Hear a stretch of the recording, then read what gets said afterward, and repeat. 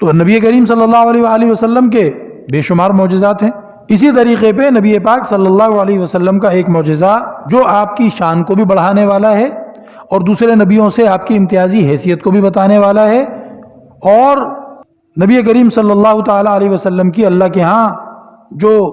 دوسرے نبیوں کے مقابلے میں اللہ نے بنائی آپ کی قدر و منزلت اس کو بھی واضح کرتا ہے، وہ معراج کا معجزہ ہے۔ معراج کا معجزہ بڑا عظیم الشان معجزہ ہے، اور معراج کے معجزے کی وجہ سے جب ہمارے نبی کو نصیب ہوا ہے تو اس ساری امت کی بھی شان بڑھ گئی ہے۔ پچھلی امتوں کی نظر میں ہم معتبر ہو گئے، ہم زیادہ باعزت ہو گئے، کیونکہ ہمارے نبی کو اللہ نے آسمانوں پہ بلایا۔ نبی پاک علیہ السلام نے منع فرمایا ہے کہ کبھی بھی نبیوں کے درمیان رینکنگ اور درجہ بندی کا مناظرہ نہیں کیا کرو۔ ایک مرتبہ جو ہے وہ یہودی شکایت لے کر آ گیا، اور وہ مارکیٹ میں کوئی بات چیت ہو رہی تھی، تو اسی طریقے پہ تو وہ آ گیا کہ جی ہماری لڑائی ہو گئی ہے، اور وجہ کیا سامنے آئی کہ اس نے حضرت موسیٰ علیہ السلام کی شان میں کوئی بات کہی، تو کسی مسلمان نے کہا کہ بھئی حضرت محمد صلی اللہ علیہ وآلہ وسلم موجود ہیں تو تم ان کا نام چھوڑ کر کسی اور کا نام بڑھا کے لیتے ہو، تو اس بات پہ ہو گئی لڑائی۔ تو نبی پاک علیہ السلام نے فرمایا کہ نبیوں کا آپس میں اس طرح مقابلہ نہیں کیا کرو، بری بات ہے۔ تو نبیوں کا مقابلہ نہیں کرنا چاہیے، لیکن اللہ رب العزت نے جو ہمیں قرآن اور سنت سے پتہ چلتا ہے، خود اللہ رب العزت نے حضرت محمد صلی اللہ علیہ وسلم کا رتبہ بڑھایا ہے، تو اس وجہ سے امت کی عزت بھی بڑھ گئی۔ تو اس اعتبار سے شب معراج یہ ایک بڑا موقع ہو گیا بھائی، یہ ایک بڑا اہم رات ہو گئی جس کی وجہ سے ہماری عزت بڑھی، ہمارے نبی آسمانوں پہ گئے، اللہ رب العزت نے خصوصی استقبال فرمایا اور سارے نبیوں کی امامت کروائی مسجد اقصیٰ میں۔ بہت بڑی رات ہے، بڑا اونچا موقع ہے، جشن منانا چاہیے، ہر سال اس رات کو جشن منانا چاہیے۔ اب یہ جو آئیڈیا ہے کہ جی جشن منانا چاہیے، یہاں پر آ کر کچھ لوگ قرآن و حدیث کے شریعت کے مزاج کو سمجھنے میں غلطی کر جاتے ہیں۔ صحابہ کرام سے زیادہ شریعت کا مزاج، نبی پاک علیہ السلام کا مزاج، نبی کریم صلی اللہ علیہ وسلم کے رجحانات، آپ کیا کرنا چاہتے تھے کیا نہیں کرنا چاہتے تھے، صحابہ سے زیادہ کوئی نہیں جانتا، اہل بیت سے زیادہ کوئی نہیں جانتا۔ اب دو ہی باتیں ہیں، صحابہ نے اور اہل بیت نے اگر شب معراج کا جشن نہیں منایا ہے، قمقمے بتیاں چراغ نہیں جلائے ہیں، اور جو نیلے پیلے لال رنگ برنگے کھانے باندھے گئے ہیں، مقرر کیے گئے ہیں کہ اس تاریخ کو یہ پکنا چاہیے، اگر صحابہ کرام نے نہیں کیا ہے اور اہل بیت نے نہیں کیا ہے تو دو ہی باتیں ہو سکتی ہیں۔ نمبر ایک، ان کو خوشی نہیں تھی، ان کو اس بات کی خوشی نہیں تھی، حالانکہ ہونی چاہیے، دین کا کام ہے، دین کا معاملہ ہے، نبی کو عزت مل رہی ہے، نبی آسمانوں پہ جا رہے ہیں، تو صحابہ کو اہل بیت کو یا تو نعوذ باللہ خوشی نہیں تھی۔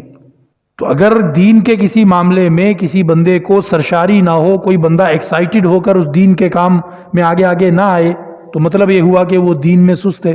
تو یہ تو بڑی خطرناک بات ہے۔ اور صحابہ جن کی گواہی دین کے اندر سرشار ہونے کی، دین کے اندر جذباتی ہونے کی، دین کے اندر اشد حبا للہ، اللہ نے سرٹیفکیٹ دیا ہے کہ صحابہ کو اللہ کی محبت سب سے زیادہ شدید اور سب سے زیادہ اونچی جو محبت ہے وہ صحابہ کو اللہ کی ہے۔ تو یہ احتمال، یہ آپشن تو ہو گیا غلط کہ جی صحابہ کو خوشی نہیں تھی یا وہ دین کے کاموں میں نعوذ باللہ سست ہو سکتے تھے، یہ احتمال تو غلط ہو گیا۔ اب دوسرا احتمال جو بچتا ہے وہ یہ بچتا ہے کہ صحابہ کو نبی پاک علیہ السلام کے بارے میں پتا تھا کہ حضور صلی اللہ علیہ وسلم خود ایسا نہیں کرنا چاہتے تھے، شب معراج کو کوئی جشن، کوئی قمقمے، کوئی بتیاں، کوئی چراغ، کوئی خاص قسم کے کھانے یہ نہیں بنانا چاہتے تھے، اس لیے صحابہ نے نہیں بنایا، اس لیے صحابہ نے نہیں منائی، نہ وہ چیزیں پکائیں، نہ وہ انداز اختیار کیے جو انداز لوگ شب معراج کی خوشی دکھانے کے لیے اختیار کر رہے ہیں آج کل۔ تو اگر صحابہ نے نہیں کیے تو یا تو اس لیے نہیں کیے کہ ان کو شوق ہی نہیں تھا دین کے کاموں میں، اسلام کے کاموں میں خوشی کرنے کا، ان کو خوشی نعوذ باللہ ہوتی نہیں ہوگی، نہیں، یہ بات تو ہو گئی غلط۔ یہ تو قرآن نے بتایا ہے کہ ان کو سب سے زیادہ محبت، سب سے زیادہ خوشی، سب سے زیادہ جذبہ اور جذباتی وابستگی ان کی ہے ہی اللہ سے اور اللہ کے رسول سے۔ تو پھر جو ایک بات بچی وہی صحیح ہو سکتی ہے کہ صحابہ نے اس لیے نہیں کیا، اہل بیت نے اس لیے نہیں کیا کہ انہیں پتا تھا کہ خود نبی پاک علیہ السلام کو پسند نہیں تھی یہ چیز، خود نبی پاک علیہ السلام کو یہ چیز پسند نہیں تھی۔ اب بتاؤ اگر نبی پاک علیہ الصلوۃ والسلام کو پسند نہیں ہے، اس لیے صحابہ نہیں کر رہے، اس لیے اہل بیت نہیں کر رہے، اور میں اور آپ ہم زیادہ کوئی آ گئے ہیں دین کو لے کر، اسلام کو لے کر خوشی منانے والے؟ اگر کسی آدمی کو کوئی چیز خود اپنے لیے کرنے کو پسند نہ ہو اور آپ لوگ اس کے لیے وہ چیز کریں تو اس کو برا لگے گا، اس کو اعتراض ہوگا۔ تو نبی کریم علیہ الصلوۃ والسلام ان چیزوں کو نہیں کرتے تھے۔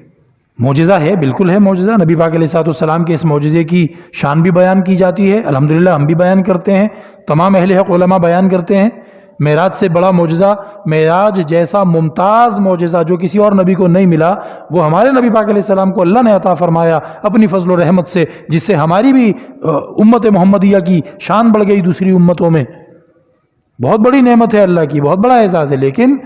اس کو منانے کے لیے کوئی رات مقرر کر لینا اور اس رات کے اندر خاص انداز سے پھر اس کی خوشی کا اظہار کرنا، یہ ایک خالصتاً مذہبی اور اسلامی چیز ہے، اور مذہبی اور اسلامی معاملات جو ہیں وہ قرآن و سنت کے علاوہ آپ کہاں سے لے کر آئیں گے؟ قرآن و سنت کے علاوہ تو کوئی سورس نہیں ہے ہمارے پاس، کہیں اور سے آئی ہوئی چیز کو کیسے پھر کہہ دیا جائے کہ یہ اسلام کی چیز ہے؟